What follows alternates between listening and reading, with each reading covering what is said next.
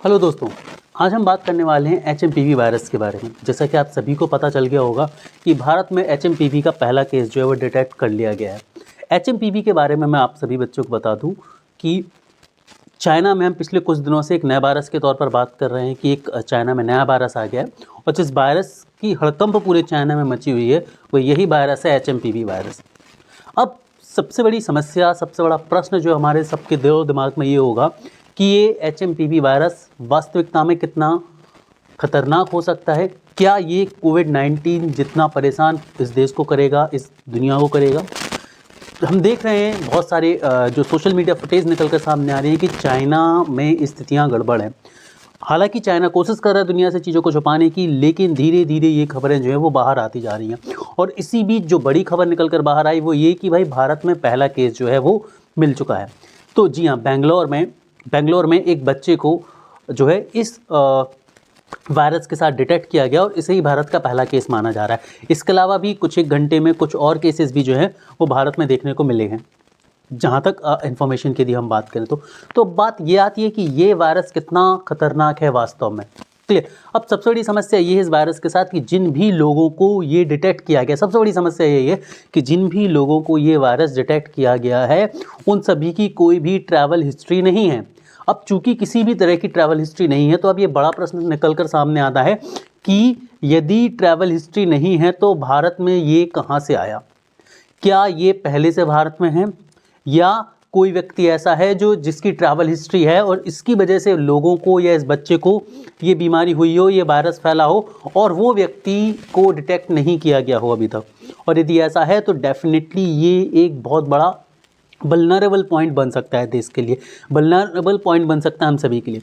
क्योंकि इस वायरस के बारे में बोला जा रहा है कि ये जो वायरस है ये मुख्य तौर पर 0 से लेकर 14 साल तक के बच्चों को अटैक कर रहा है। 0 से लेकर 14 साल तक के बच्चों पर इसका इम्पैक्ट बहुत ज़्यादा हमें देखने को मिलेगा इस वायरस की यदि हम बात करें तो चूँकि किसी का भी एक ट्रैवल रिकॉर्ड नहीं है तो ऐसे केस में दो चीज़ें पॉसिबल हैं कि या तो एक व्यक्ति जो कहीं जिसकी एक ट्रैवल हिस्ट्री हो, ट्रैवल रिकॉर्ड रहा हो, उससे इन बच्चों को ये वायरस मिला हो, या फिर दूसरा रीज़न ये भी हो सकता है कि इंडिया में पहले से फैला हुआ एक वायरस हो।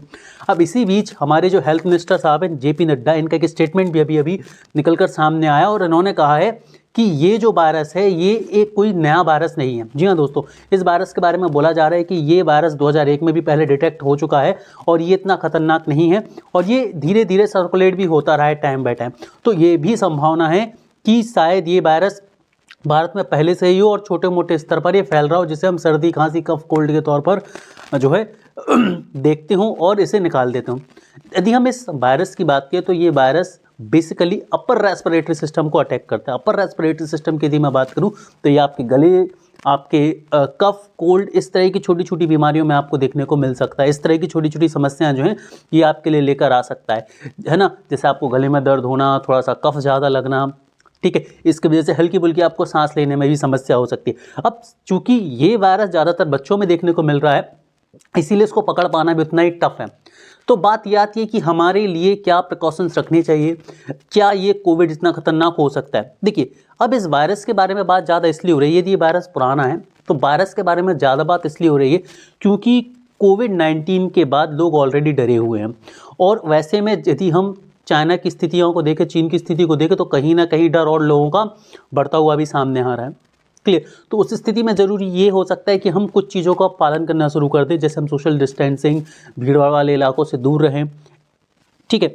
इसके अलावा हम मास्क का उपयोग करना चालू कर दें क्योंकि यदि आसपास हमारे वायरस है भी या इंडिया में है और पुराना वायरस है भी तो भी इसको हम जो है वो कंट्रोल कर पाएँ।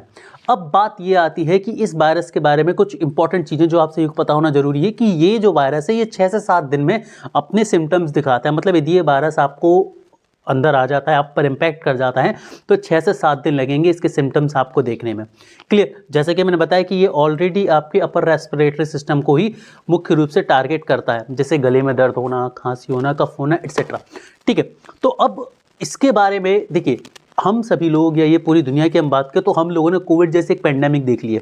तो एक तरह से ये दुनिया, या हम अपनी जनरेशन की बात करें, हम अपने पेरेंट्स की जनरेशन की बात करें तो शायद उनकी जनरेशन ने और हमारी जनरेशन ने कोविड जैसा एक सिनारियो, कोविड जैसी एक महामारी जो है वो पहली बार देखी थी। तो इस हिसाब से हम बात करें तो ये जनरेशन एक तरह से तैयार तो ज़रूर हो चुकी है, लेकिन सबसे बड़ा खतरा अभी भी ये है कि यदि ये वायरस 2001 से चला आ रहा है तो क्यों अब तक इसकी वैक्सीन्स नहीं बनी थी? क्या ये उतना खतरनाक नहीं है? या इसका रीज़न ये भी हो सकता है कि 2019 में जब कोविड आया उस समय हम कोविड के लिए भी तैयार नहीं थे। तो क्या ऐसा संभव है कि हम इस वायरस को अवॉइड करते चले आ रहे हों? ठीक है, तो अब सरकार के लिए, हमारे हेल्थ मिनिस्ट्री के लिए, हमारे अलग अलग हेल्थ डिपार्टमेंट के लिए, इवन WHO के लिए भी ये ज़रूरी हो गया है कि अब हम धीरे धीरे इस वायरस के लिए अवेयर हों। और यदि ये वायरस फैलना शुरू हो रहा है तो इसके लिए हमें ज़रूरी है कि हम इम्पॉर्टेंट गाइडलाइन जारी करें, वो गलतियां ना करें जो शायद कोविड के समय हुई थी।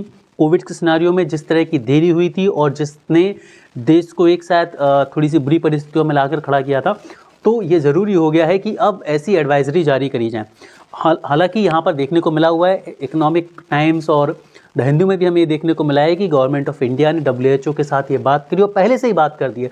तो गवर्नमेंट ऑफ इंडिया इस बार पूरी एक्टिव देखने को हमें मिल रही है और गवर्नमेंट ऑफ इंडिया ने WHO से बोला है कि चाइना से बोला जाए कि प्रॉपर जो जानकारी है वो मुहैया कराई जाए, क्योंकि चाइना शायद कहीं ना कहीं से इन्फॉर्मेशंस को छुपाने की कोशिश कर रहा है। कुछ ऐसे फैक्ट भी हो सकता है छुपाने की कोशिश कर रहा हो जो खतरनाक हो सकते हो। कई जगह पर यह भी बात सामने निकल कर आ रही है कि जो HMPV वायरस है ये एक कोविड फैमिली का वायरस है। हालांकि जो इंडियन न्यूज़ की हम बात करें या हमारे जो हेल्थ मिनिस्टर है जिनके द्वारा बात की गई है कि जो ये वायरस, ये पुराना वायरस है, तो हम कह सकते हैं कि इसका कोविड से कोई लेना देना नहीं है। जिस तरह की हेल्थ एडवाइजरी जारी करी जा रही है या जो हेल्थ एक्सपर्ट हैं वो भी यही बात बोल रहे हैं कि ये जो वायरस है ये कुछ पुराना वायरस है।